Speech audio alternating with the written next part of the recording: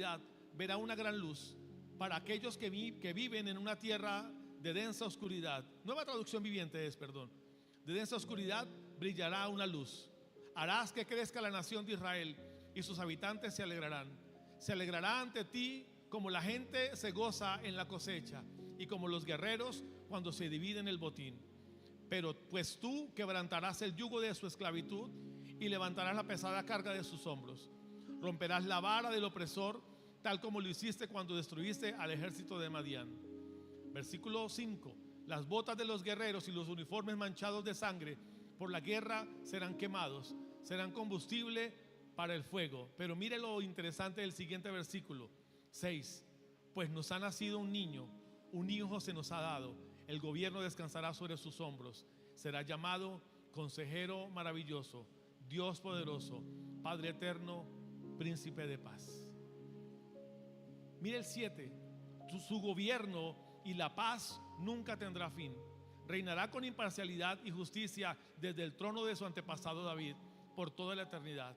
El ferviente compromiso del Señor de los ejércitos celestiales hará que esto suceda. Interesante cómo se conjugan dos textos. Uno de la anunciación del Hijo de Dios, el que vendrá a gobernar. Emmanuel dice ahí en Reina Valera, Dios con nosotros, Príncipe de Paz. En la Nueva Traducción Viviente dice ahí, será llamado Consejero Maravilloso, Dios Poderoso, Padre Eterno, Príncipe de Paz. Pero para que diga eso, en los versículos anteriores, desde el 1 hasta el 3, 4, está hablando de guerras, está hablando de confrontaciones, está hablando de sangre y muerte, está hablando de gobierno y de poder, y del poder de Israel y de Jerusalén sobre todas las naciones, y de la preeminencia de Jerusalén sobre todas las otras capitales del mundo. Porque ese príncipe de paz, el que va a gobernar, versículo 7, ese gobierno y esa paz que nunca tendrá fin, el que reinará con imparcialidad y con justicia, el que tiene un trono desde la época de David y que reinará por toda la eternidad, ese, dice el versículo 7, tiene el compromiso del Dios, el Señor de los ejércitos celestiales, para respaldarlo, para que ese gobierno se establezca por los siglos de los siglos.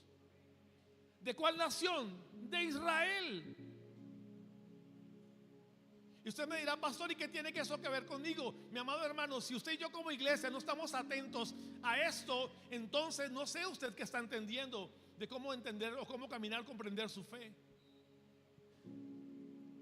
Comprendamos algo fundamental, algo importante. Dios está eternamente comprometido, Él y todo su ejército celestial, en hacer que esto se cumpla. Zacarías capítulo 14, versículo 9, y después leemos el 11. Nueva Traducción Viviente. El Señor será rey sobre toda la tierra. En aquel día habrá un solo Señor y únicamente su nombre será adorado. Versículo 11. Entonces Jerusalén, por fin a salvo, se llenará de gente y nunca más será maldecida ni destruida. Y una vez más, a través de un profeta, de uno de los tantos, se predica o se da una palabra y se dice: atentos, porque el Señor respalda a su ciudad, a su nación, a su ciudad y a todos los habitantes de esa ciudad y de esa nación, porque son los hijos de Dios. Sí, amén. Y es que, mi amado, entiéndame esto: Israel todavía tiene un lugar predilecto en el corazón de Dios, a pesar de la incredulidad de Israel en Jesús. A pesar que Israel no crea en Jesús, es amada por Dios. Israel tiene una continua y constante actividad en los cielos. Dios sigue estando atento a Israel. Y para dejarlo más claro, Israel tendrá un papel fundamental para la manifestación de Cristo y de la iglesia. Para que los planes divinos de los de Dios se establezcan en la tierra, usted y yo debemos estar atentos a lo que pasa con Israel. Quiero leerle un texto en Romanos capítulo 11, versículo 15. El apóstol Pablo indica que habrá una restauración en Israel, y quiero que entienda lo que le voy a decir. Toda Israel será salva, lo dice el apóstol Pablo. Romanos 11:25, porque no quiero, hermanos, que ignoréis este misterio, para que no seáis arrogantes en cuanto a vosotros mismos, que ha acontecido Israel endurecimiento en parte hasta que haya entrado la plenitud de los gentiles. Deténgase por un momento. Pablo el apóstol está diciendo: tengan cuidado, hermanos creyentes, o sea, es para usted y para mí, nosotros los gentiles. No seamos arrogantes a la hora de pensar que porque tenemos al Cristo y nos ha salvado, entonces ha desechado a Israel. Ahora, este mensaje en esa época aclaraba realmente cuál era el orden y la prioridad de Dios. Para nosotros ahora es mucho más claro. Versículo 26: y luego todo Israel será salvo, como está escrito: vendrá de Sión el libertador, que apartará de Jacob la impiedad. Y este será mi pacto con ellos, cuando yo quite sus pecados. Mire, alguna vez alguien me preguntaba: ¿y cómo hará Dios para hacer que todo Israel crea en Jesús? Pablo dice en el versículo 25 que eso es un misterio. A mí me gustan los misterios, y soy de los que le pregunto al Señor: Señor, ¿cómo vas a hacer para que los que ahora, cuando ven una cruz pasando por una calle en Jerusalén, escupen a los que cargan la cruz? ¿Sabía usted eso? Si usted quisiera ir a Jerusalén y una camiseta con una cruz, o usted tiene cara de cristiano o de creyente en Jesús, los judíos ortodoxos del lugar le escupirían al piso cuando le ven a usted y le maldecirían. Y es una conducta para ellos normal, por el desprecio que tienen de lo que ellos consideran no correcto. Pablo dice: Dios endureció el corazón de ellos para que nosotros pudiéramos entrar. ¿Cómo los va a salvar? No sé. Que es un misterio, lo es. Que me gusta saber cómo quisiera yo saber de qué manera Dios lo va a hacer. Ahora, ¿qué anhelamos los que creemos en Jesús? Que cuando Cristo venga por su iglesia y seamos tomados y manifestadas las bodas del Cordero, podamos venir y estar junto con el Cordero para traer libertad y salvación al pueblo de Israel. Quisiera que así fuera, y anhelamos en el corazón que el Señor nos dé el privilegio, haciendo la lectura que hacemos del entendimiento de lo que es la venida del Señor, el arrebatamiento, las bodas del Cordero, el venir y establecer el gobierno de Dios, los 1000 años y todo lo que alguien alguna vez haya podido estudiar referente a este tema. Hablo de esto porque, mi amado hermano, el Señor, dice el versículo 27, quitará de ellos el pecado, así como lo hizo con usted y conmigo. Así como en Cristo usted y yo somos salvos y el pecado que era en nosotros fue llevado por Jesús en la cruz, de la misma manera me explico yo dando a entender que Dios, así como lo estableció con un diseño para nosotros, también Dios lo hará con Israel. No nos corresponde a nosotros saber, quisiéramos saberlo. Pero ¿por qué hablo de esto? Siga conmigo en el versículo 28. Así que en cuanto al evangelio, son enemigos por causa de vosotros, pero en cuanto a la elección, son amados por causa de los padres. Y una vez más Pablo el apóstol diciendo: aunque pareciera que ellos no nos quieren, y es interesante ver cómo Israel piensa en otras naciones o piensa en los cristianos y no les caen muy bien los cristianos, aunque saben que los cristianos amamos su nación. ¿Cuántos entienden eso? ¿No les parece interesante que todos los cristianos oremos por Israel, amemos Israel, el lugar de donde nace Jesús, amemos la nación que Dios estableció, pero que ellos no amen a los creyentes? Uno de los mayores aliados que Israel tiene son los cristianos en el mundo entero. Versículo 29: porque irrevocables son los dones y el llamamiento de Dios, pues como vosotros también en otro tiempo erais desobedientes a Dios, pero ahora habéis alcanzado misericordia por la desobediencia de ellos, así también en estos tiempos ahora han sido desobedientes, para que la misericordia concedida a vosotros, ellos también alcancen misericordia. Porque Dios sujetó a todos en desobediencia para tener misericordia de todos. Y lo que realmente está diciendo el texto es que el Señor, en su plan de salvación, por un momento sacó a Israel y nos injertó a usted y a mí. Presta atención, tranquilo, tranquila. Sacó a Israel y nos injertó a usted y a mí para añadirnos al pueblo que sería salvo. Solo por un momento endureció a Israel y nos introdujo a usted y a mí. Pero llegará el momento en que esos reconocerán y volverán al Señor. La iglesia necesita reconocer sus raíces en un Jesús que nació en Israel. Tranquilo, deme tiempo que le quiero explicar. Se lo repito, la iglesia necesita reconocer sus raíces en un Jesús que nació en Israel. Le digo esto: no sustentas tú a la raíz, sino la raíz te sustenta a ti. Y se lo vuelvo a leer: no sustentas tú a la raíz, sino la raíz te sustenta a ti. Romanos 11:17.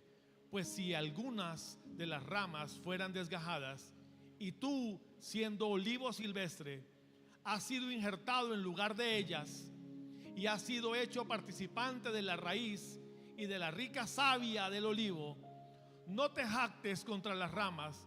Y si te jactes, sabe que no sustentas tú a la raíz, sino la raíz a ti. Pues las ramas, dirás, fueron desgajadas para que yo fuese injertado. Bien, por su incredulidad fueron desgajadas, pero por la fe estás en pie. No te ensoberbezcas, sino teme. ¿De quiénes está hablando ahí? De Israel y de la iglesia. El Señor arrancó del árbol la rama del olivo, y nosotros, olivo silvestre, fuimos puestos en la raíz, sustentados por la raíz. Quiero dejar algo claro con lo que he predicado hasta este momento. Y si usted me atendió a lo que hace un momento le dije, quiero que me atienda a eso que le voy a decir. No estoy diciendo que la iglesia deba ser judía o judaizante. Lo repito, no estoy diciendo que la iglesia deba ser judía o judaizante. No estoy diciendo que por causa de lo que estoy diciendo, entonces debamos adquirir las costumbres o el comportamiento de los judíos. Jamás. Porque si algo debo decir con certeza y claridad, es que la iglesia debe ser cristocéntrica. La iglesia debe ser bíblica totalmente y cristocéntrica. Sí, amén. Pero ¿por qué menciono entonces lo anterior? Porque hay algo que ellos tienen que usted y yo no tenemos. Cuando digo usted y yo, no lo digo por todos, sea el Espíritu direccionando en quién sí y en quién no. Pero hay algo que el Israel de Jesús, que el Israel de este tiempo y el anterior y el que ha de venir, en el tiempo que ha de venir, ese Israel ama a su Dios, honra a su Dios de una manera que usted y yo deberíamos amarle, porque es el mismo Padre, aunque no conozcan ellos al Hijo. Ellos aman al Señor de una manera impresionante, que darían su vida por su Dios, por Jehová su Dios, el Señor de los ejércitos. Vuelva conmigo al Salmo 122, versículo 3.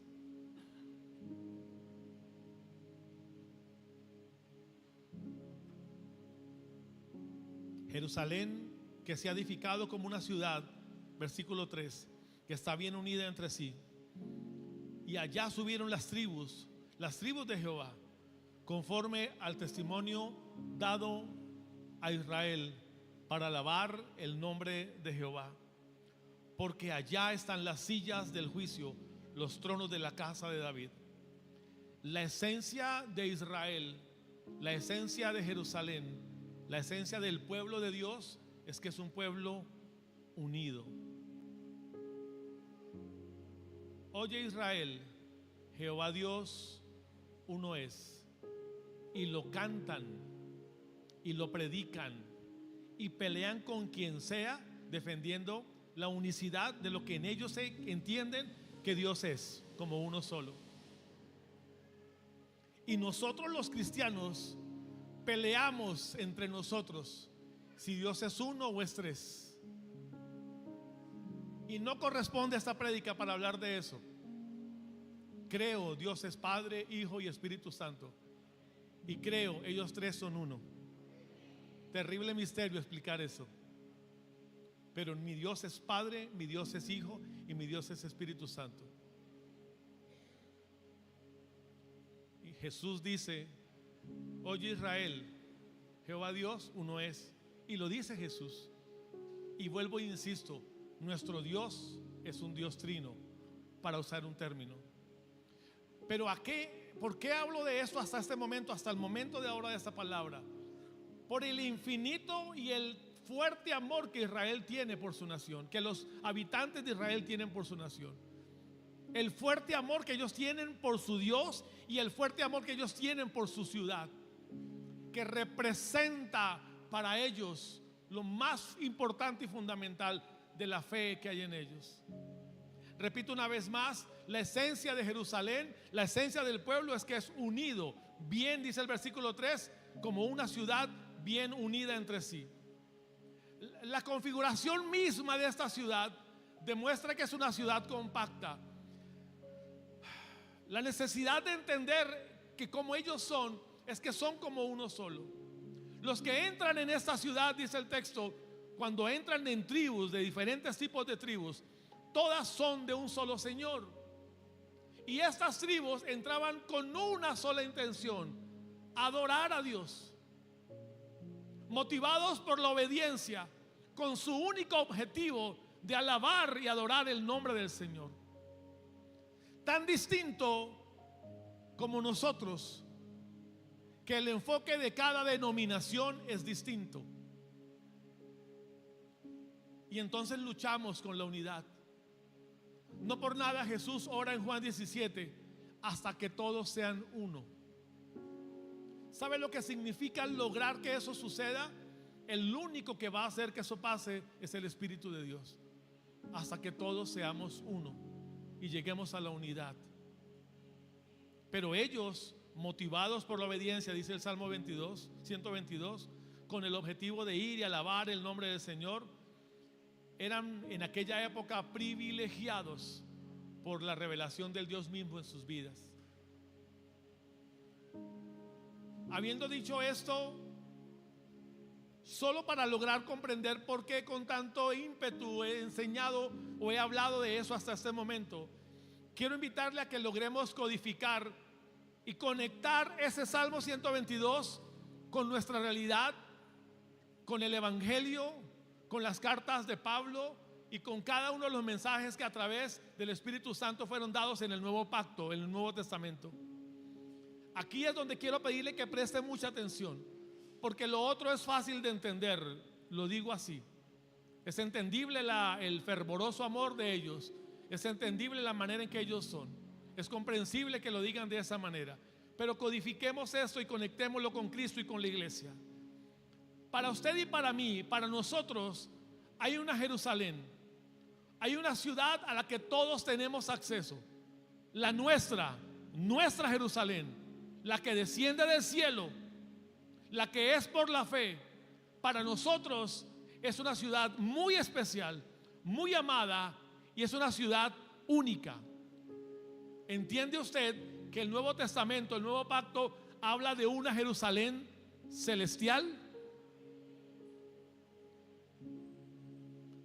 Hebreos capítulo 11, versículo 10 dice: porque esperaba la ciudad que tiene fundamentos, cuyo arquitecto y constructor es Dios. Y solo por un momento piense en la estructura del capítulo 11 del libro de los Hebreos, donde el apóstol Pablo inicia en el versículo 1 diciendo que la fe es la certeza de lo que se espera, que la fe es la convicción de lo que no se ve.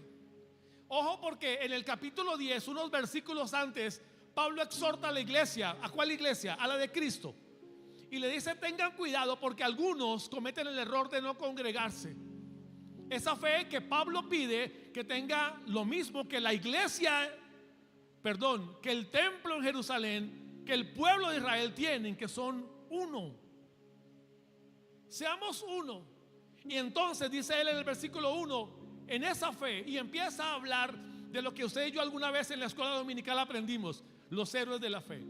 Y por la fe fulano hizo eso, y por la fe esto, y por la fe aquel, y por la fe lo otro. Y habiendo mencionado cada una de las cosas que uno u otro hizo por la fe, llega al versículo 10 y dice: porque esperaba la ciudad que tiene fundamentos, cuyo arquitecto y constructor es Dios.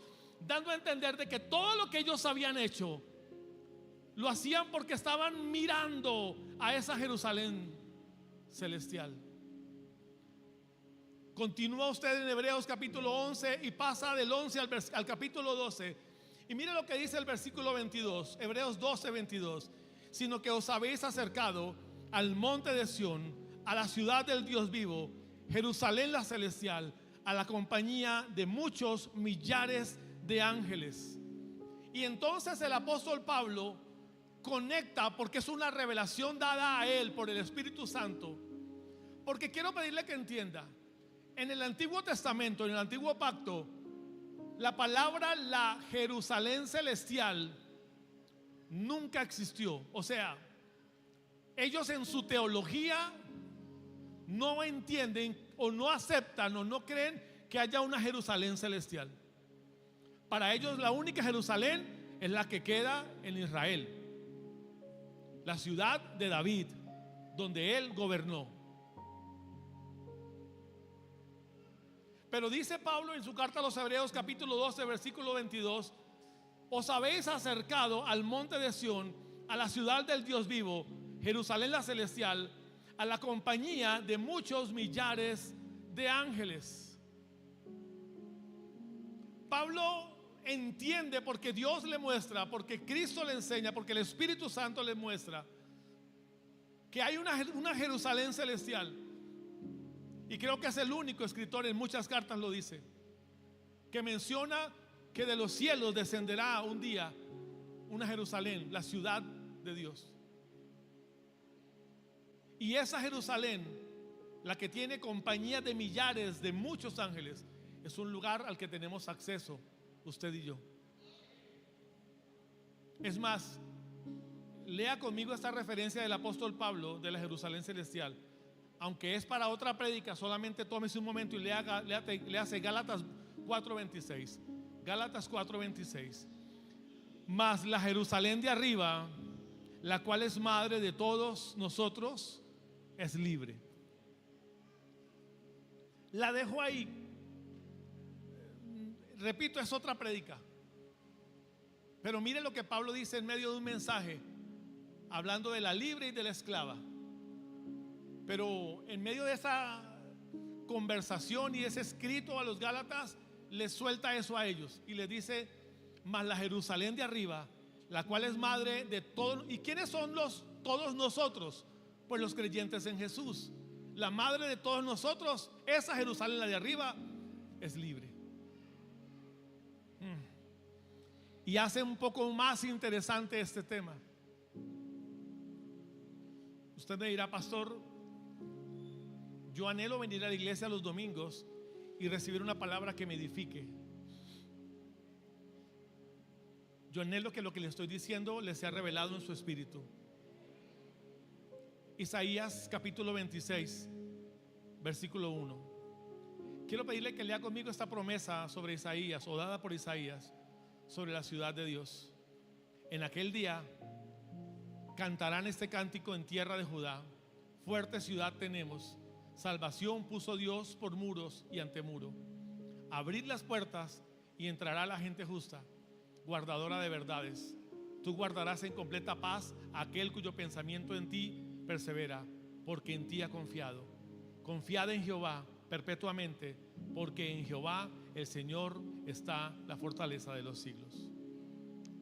El versículo 2 dice: abran las puertas para que entre gente justa.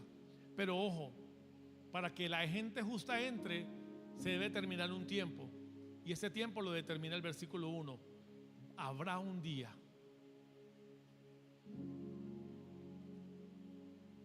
Si usted conecta lo que dice Isaías y si entiende lo que dice Pablo, esa gente justa que entra, versículo 2, por estas puertas que se abren, esa gente justa.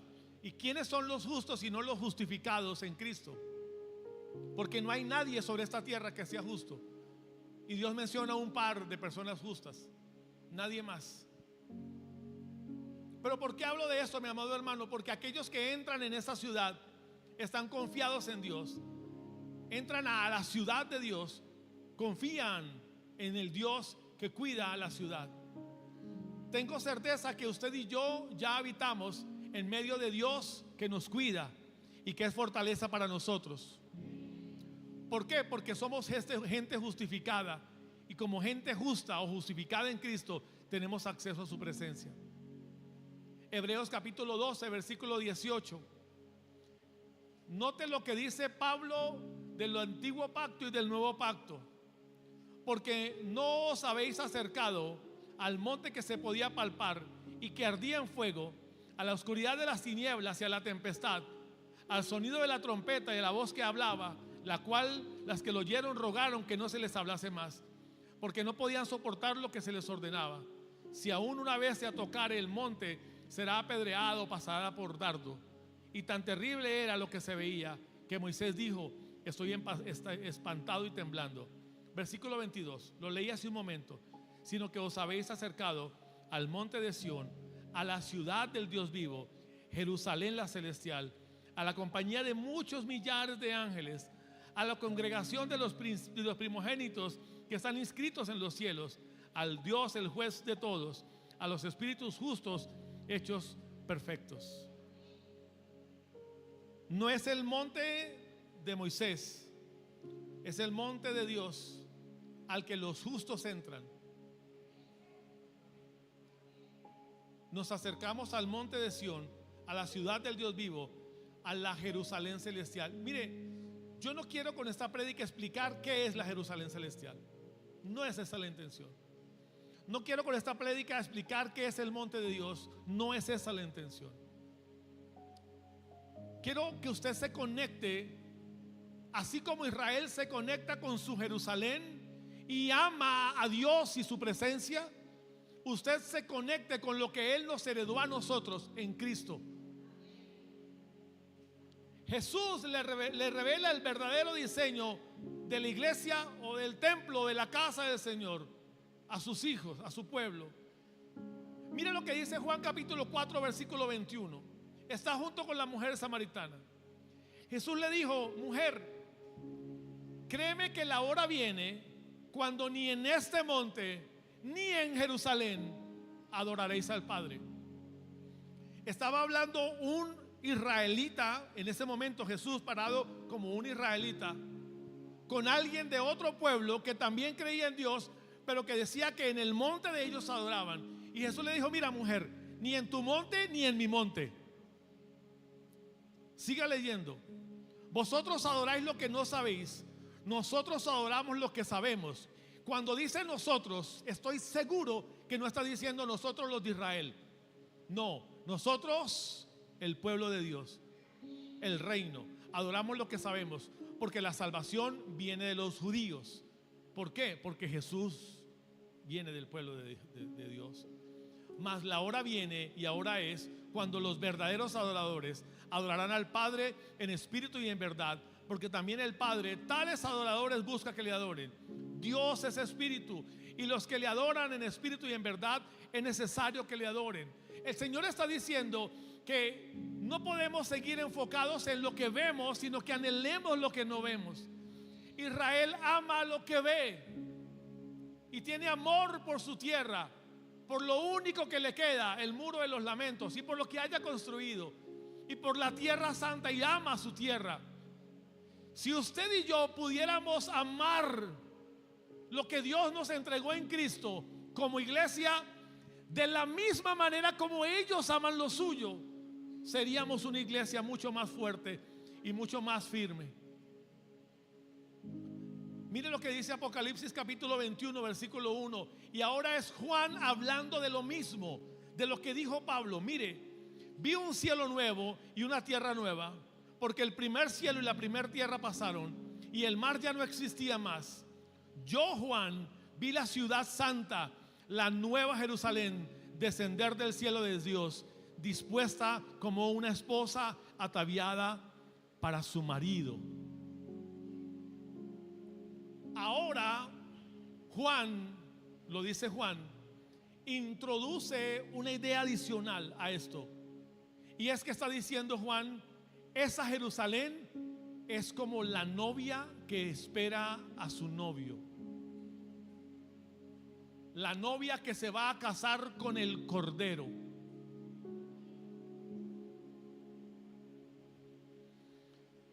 Versículo 9, Apocalipsis 21. Vino entonces a mí uno de los 7 ángeles que tenía las 7 copas llenas de las 7 plagas postreras, y habló conmigo diciendo: ven acá, yo te mostraré, dice el texto, la desposada, la esposa del Cordero. Ojo, repito, ven acá que te voy a mostrar la desposada, la esposa del Cordero.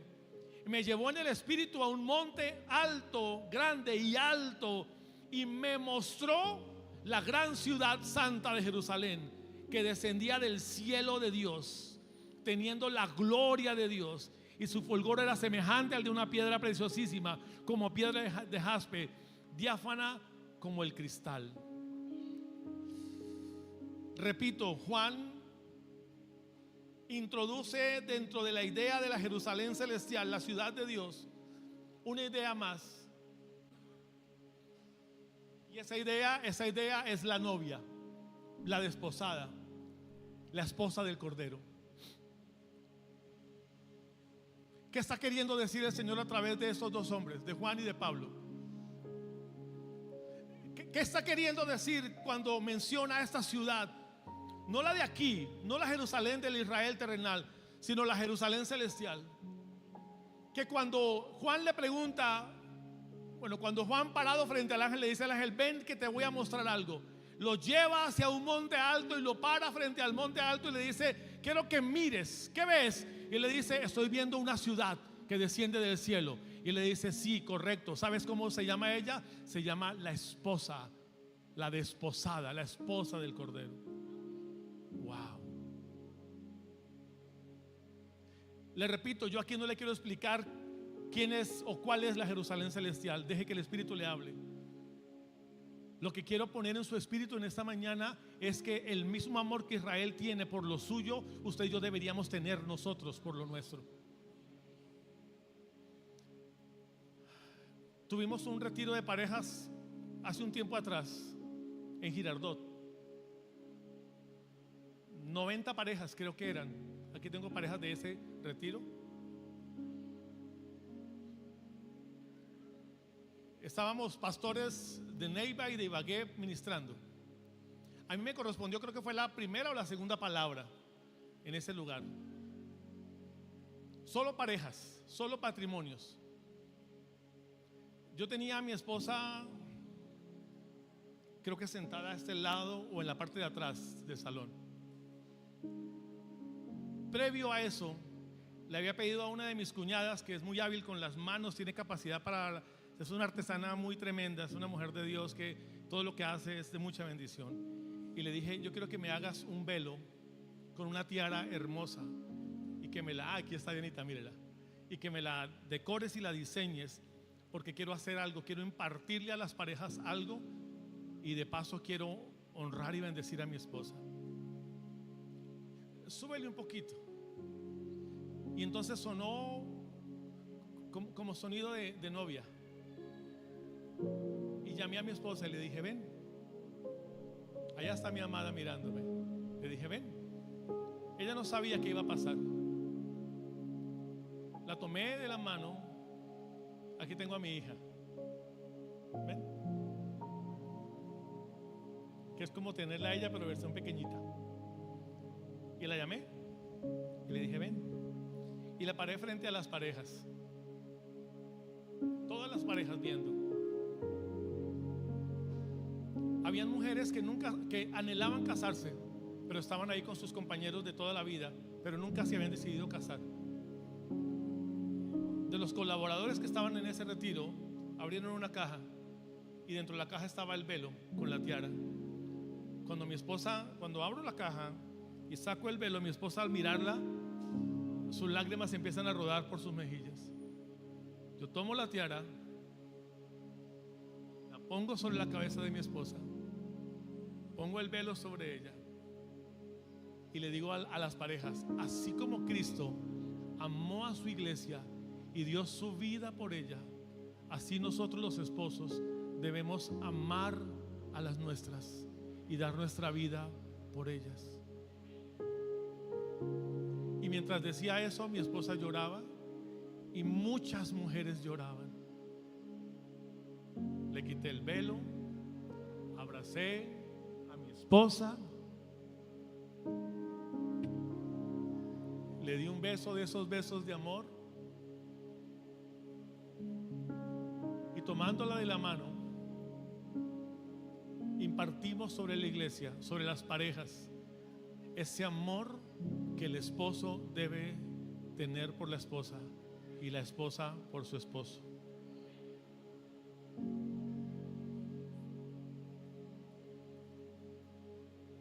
Así como la iglesia, como Cristo ama a la iglesia, así la iglesia debería amar a Cristo. ¿Sabe? Ahora hay una iglesia que el sábado en la noche se va de rumba, se emborracha, se levanta temprano, se come un Halls, un chicle, se baña y se va para la iglesia y levanta las manos.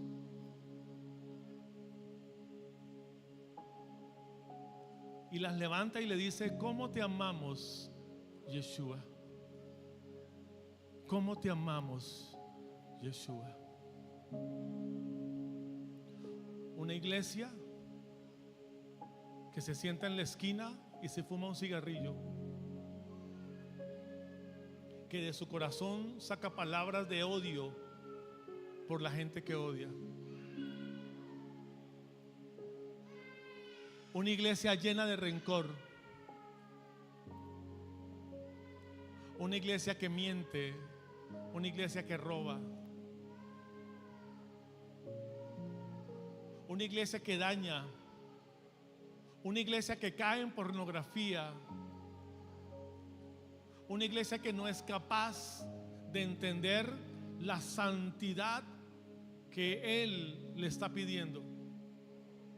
Y viene el domingo, levanta las manos y le dice: Yeshua, Yeshua, ¿cómo te amamos, Yeshua?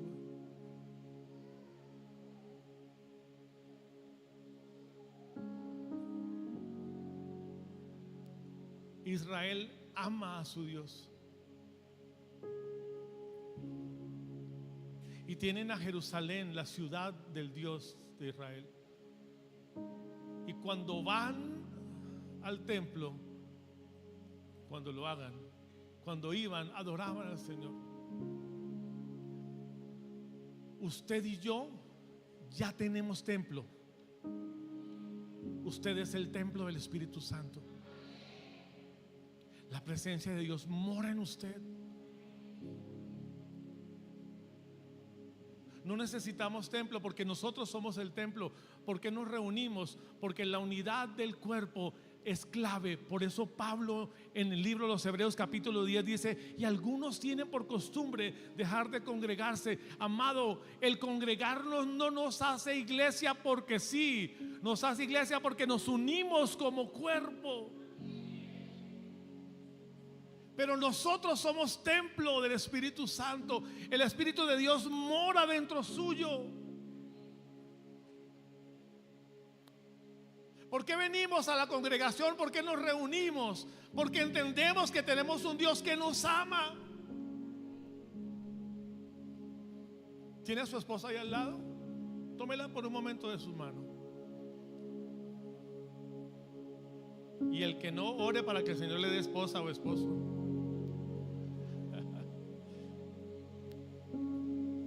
Si usted tiene a su esposa al lado, mírele a los ojos y dígale cómo te amo. Dígaselo, dígale cómo te amo y te amo mucho. ¿Usted sería capaz de herir lo que ama?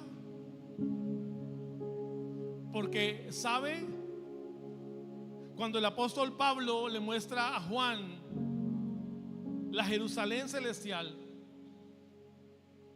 cuando el apóstol Pablo le muestra a Pedro la Jerusalén celestial, a ellos les muestra algo que Dios ama, que usted y yo deberíamos amar. ¿Cuál es el enfoque de esta palabra en esta mañana? Que la iglesia, escúcheme, y la nueva Jerusalén deberían estar más atentas a lo que el amado está pidiendo.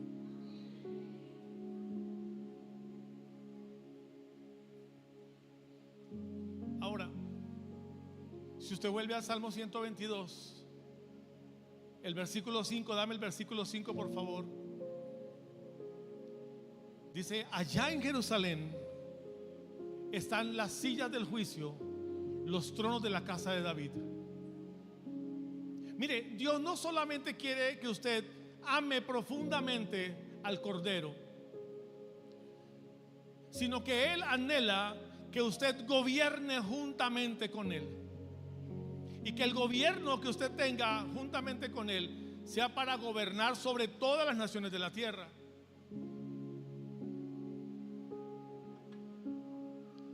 Quiero pedirte que por favor me des la imagen del Congreso. Ayúdame. ¿Por qué nosotros vamos a hacer nuestro segundo congreso en esta fecha? 5, 6, 7 y 8 de junio. O sea, en unas semanas ya. ¿Y por qué el nombre La Gloria del Cordero?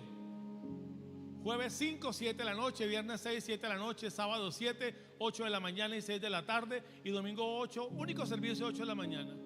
Amado, escúcheme, esto no es un evento más, porque el Espíritu Santo nos habló y nos invitó a que nosotros en esta ciudad, previo, antes de lo que va a pasar 20 días después, en esta ciudad, en medio de tambores y fiestas y actividades, haya alguien en esta ciudad, alguien que decide mirar hacia el cielo desde su altar y decirle al Señor: te doy a ti toda la gloria, Hijo de Dios. Tuya es la gloria, Cordero.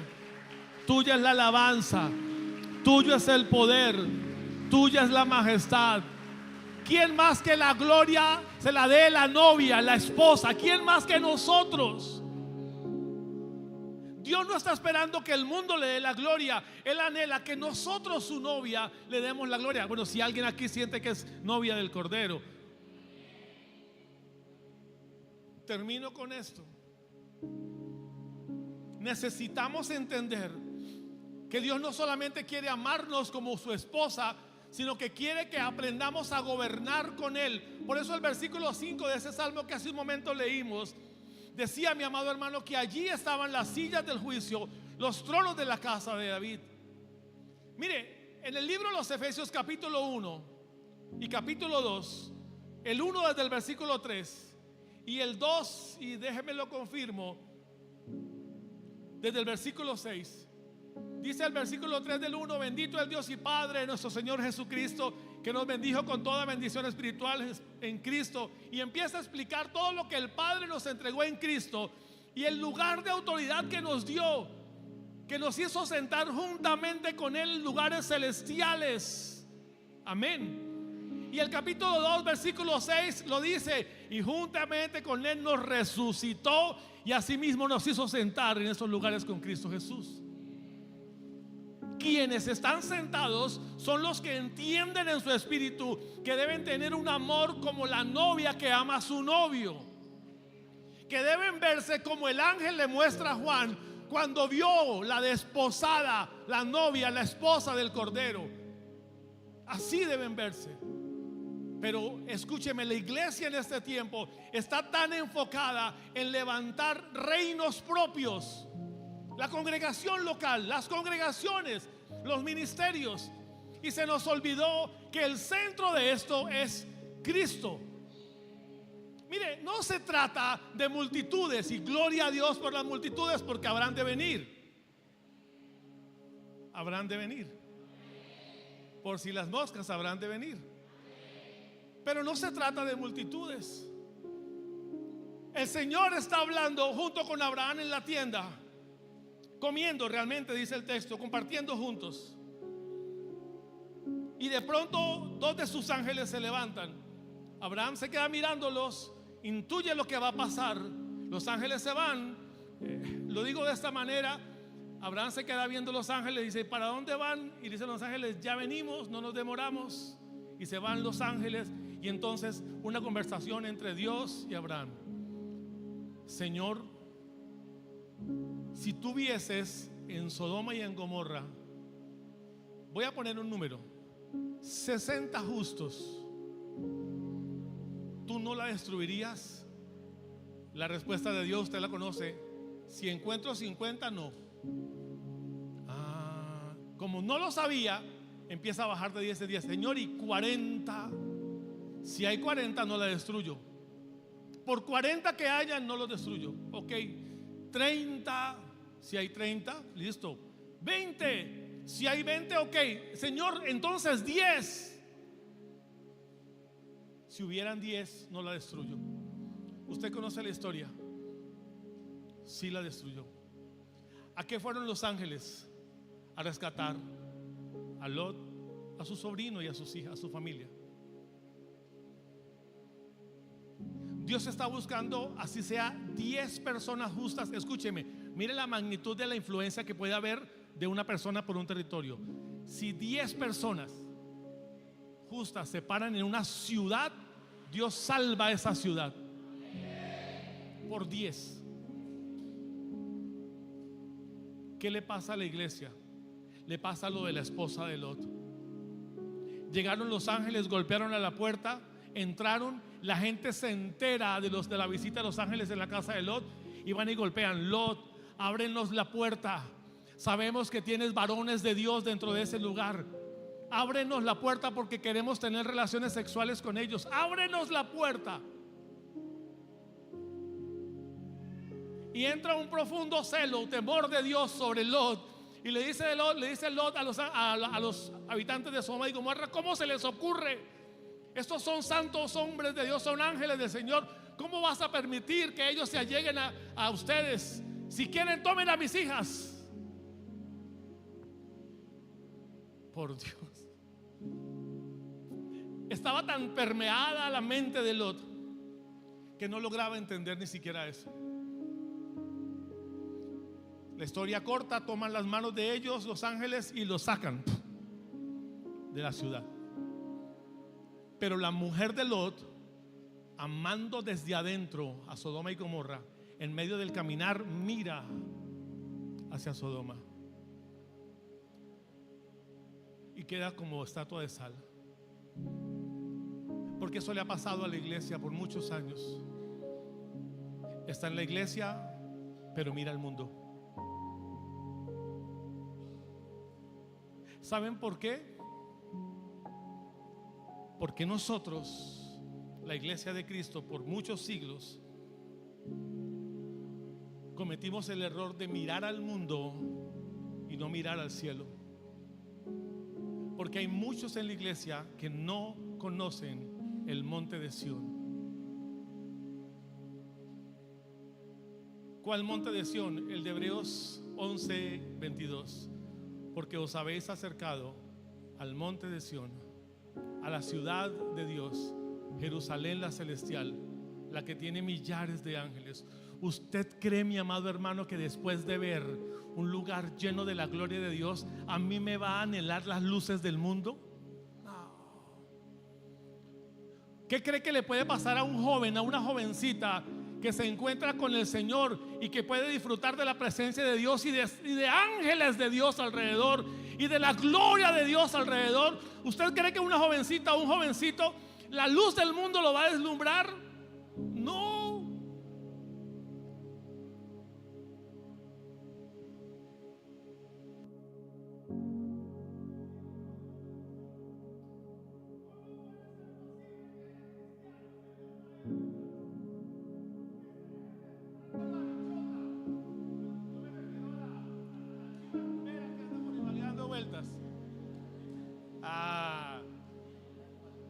llena de luces.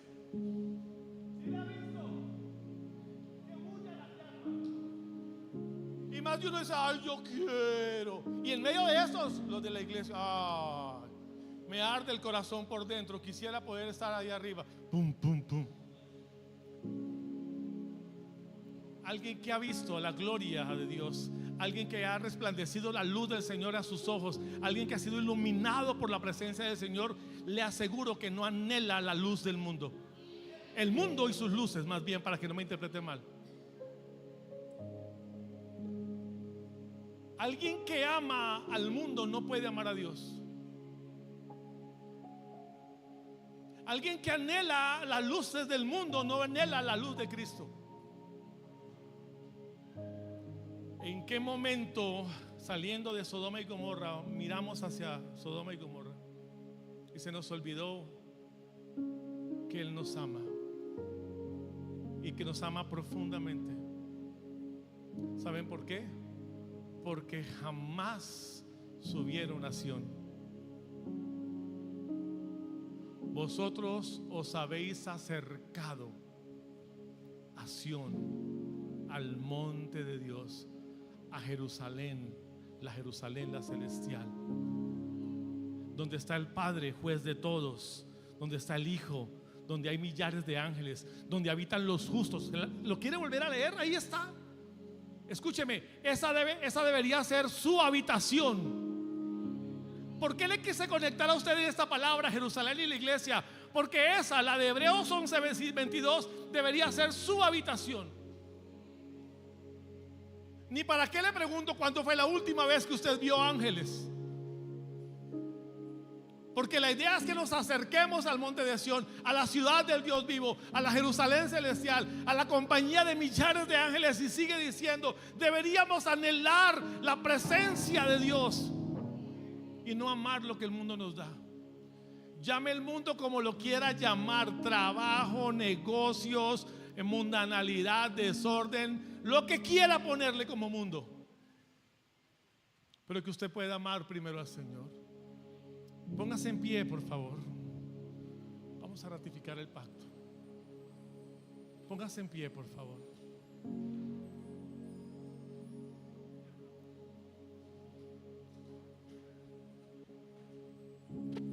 Quiero invitarle en esta mañana, antes de salir,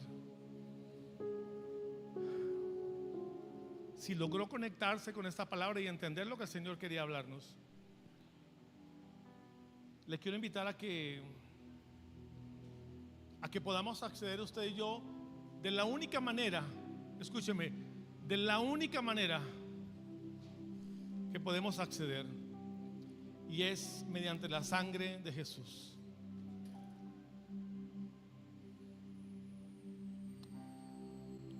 Levante por un momento sus manos. Y quien da el acceso es Cristo y su sangre. Dele a Jesús en esta hora, antes de salir de este lugar, su adoración, y deje que el Espíritu Santo le guíe. Adoremos. Te amamos, Señor.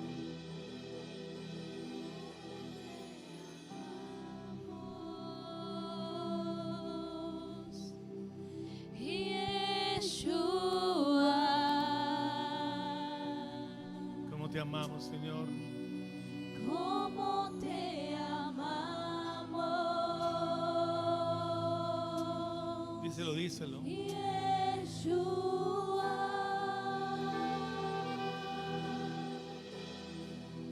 Cómo te amamos. Te amamos, Jesús. Yeshua. Te amamos, Jesús. Cómo te amamos,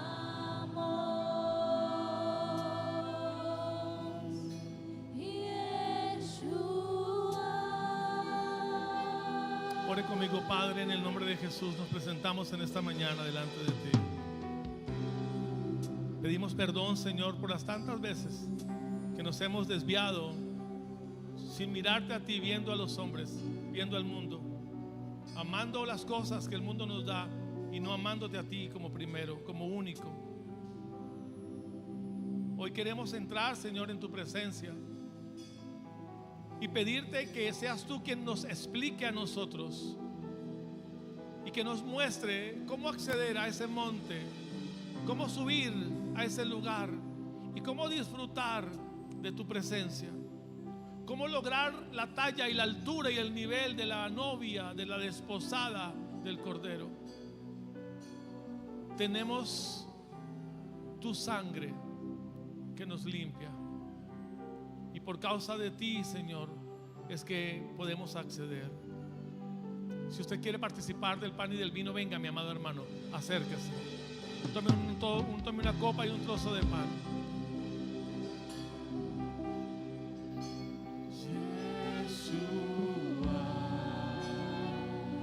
¿Cómo te amamos, Señor? ¿Cómo te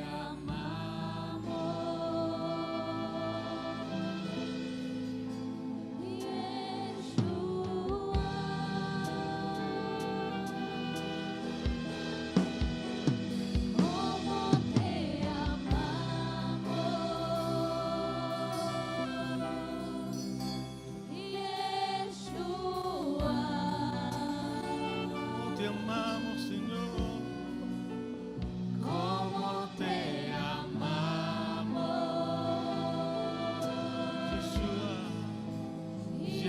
Yeshua. Vamos, dígaselo, ¿cómo te amamos? ¿Cómo te amamos?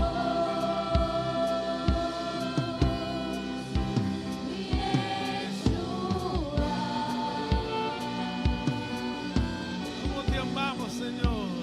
¿Cómo te amamos? Amamos, Yeshua. ¿Cómo te amamos, Señor? ¿Cómo te ¿Cómo te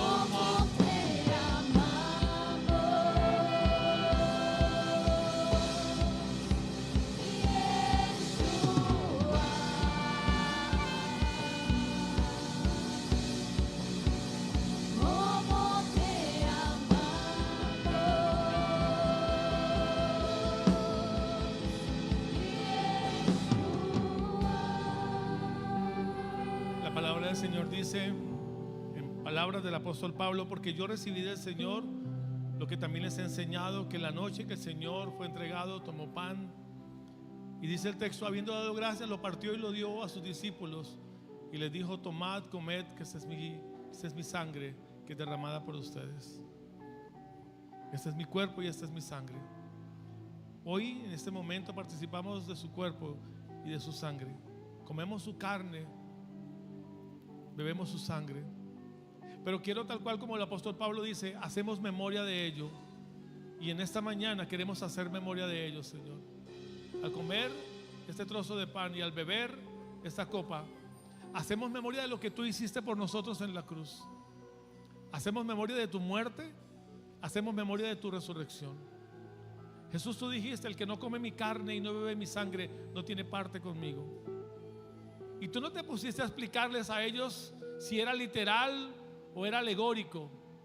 Tú querías que ellos se conectaran con una revelación en su espíritu. Y es eso que en esta mañana quiero pedirle al Espíritu Santo, que a cada uno de los que está aquí le explique, le revele y le muestre los beneficios que hay en ser como cuerpo de Cristo, uno en Él, haciendo memoria de lo que en su cuerpo y en su sangre recibimos.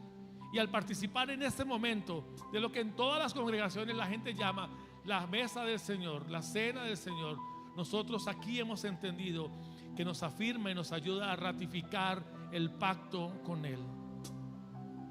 Comemos del pan y bebemos de la copa y agradecemos, Jesús, por lo que has hecho por nosotros, Señor. Puede comer, mi amado hermano, y participar de la mesa.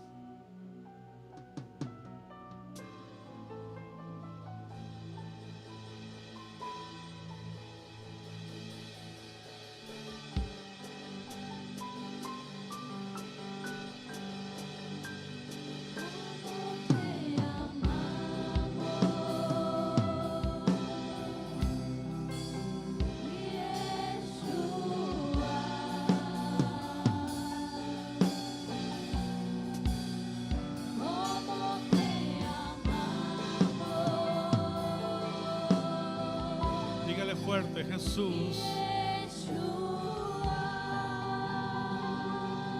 Padre, que esta palabra en esta mañana provoque en nosotros entender el amor profundo que nuestro corazón debe tener hacia ti. Que nos hagas disfrutar, Señor, de la intimidad contigo. Y que si en algún momento, Señor, nos hemos apartado mirando donde no debemos, hoy fijemos nuestra mirada en ti, Jesús. Hoy decidimos, Señor, entrar en aquellos lugares de acceso que solamente por el Espíritu y por la fe tenemos los hijos del Señor. Tome un momento en ese lugar ahí donde está y adore al Señor y dígale al Señor que por esta palabra tú me des la oportunidad de disfrutar lo que a todo hijo de Dios le das. Le das derecho a la protección, Señor. Le das derecho a la cobertura y el cuidado de su alma, de su casa, de su familia. Les das plenitud, les das salud, les brindas justicia, los prosperas, los proteges, los sanas, los libertas. A aquellos que como hijos disfrutan de estar en tu presencia, como cuando Israel entraba a Jerusalén y hallaba en ti reposo, nosotros en ti, Jesús, hallamos reposo. Te amamos, Señor, y en esta mañana declaramos tu nombre, Jesús, como lo más importante para nosotros. Tú eres Jesús, el Hijo de Dios. Yeshua, te amamos, Señor. Te adoramos, Cristo. Dele un aplauso fuerte al Rey. Dele un aplauso fuerte al Rey.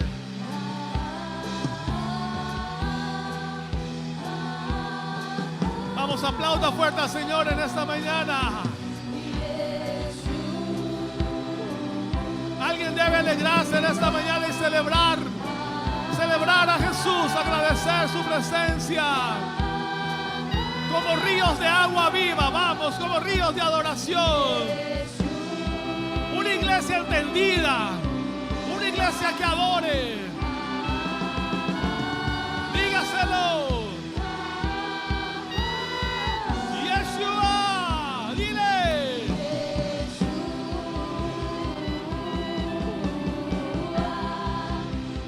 Más. Yeshua. Oh, Yeshua.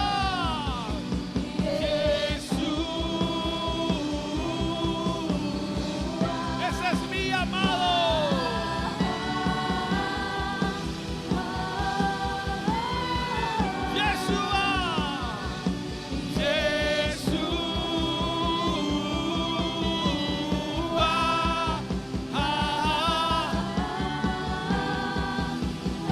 Dile, mi amado es. Órale. Mi amado es el más bello entre millares y millares. Mi amado es el más bello entre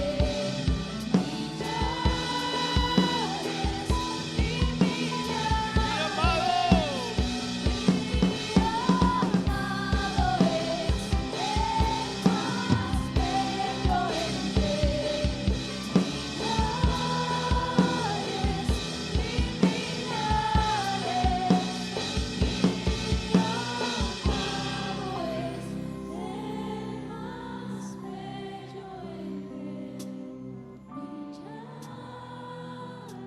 Levanta tus manos. Por causa de Cristo, por Él, tenemos la certeza de lo que ha de venir. Papá, yo sé que esta será una semana de bendición para nosotros como hijos. Si tú lo crees, levanta tus manos y por la fe dile al Señor: Señor, yo sé que esta será una semana de bendición, Señor. Sé que tú en esta semana abrirás puertas para bendecir mi casa. Sé que en esta semana, Señor, tú tienes tiempos de respuestas para mi familia. Padre, yo sé que en esta semana vendrá la solución a la necesidad que tengo en mi hogar. Padre, yo sé que en esta semana tú vas a resolver lo que por días atrás no se ha resuelto, Señor. Sé que en esta semana viene la libertad en mi familia, Señor. Viene la sanidad en mi hogar.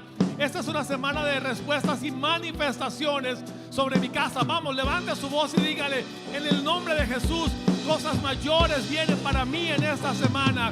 porque el Cristo ha ganado todo para su iglesia. Esta es una semana de puertas abiertas. Esta es una semana de bendición. Es una semana de salvación para el que no le conocía. Esta es una semana para conocer al Rey de Reyes y Señor de Señores. Esta es una semana donde cubrirá esta ciudad de Ibagué. Y declaramos desde esta ciudad, creemos que desde esta ciudad soltamos una palabra de fe para nuestra familia, a donde esté. Establecemos tu palabra como cimiento para nuestra familia, a donde vayan, desde la tierra del Tolima, desde la ciudad de Ibagué. Soltamos en el nombre de Jesús ámbitos de adoración como frecuencias de vida sobre la ciudad de Ibagué y sobre nuestro territorio. Guarda en perfecta paz a nuestra ciudad, en el nombre de Jesús. Amén. Amén. El Señor les bendiga, amada iglesia. Buen comienzo de semana para todos.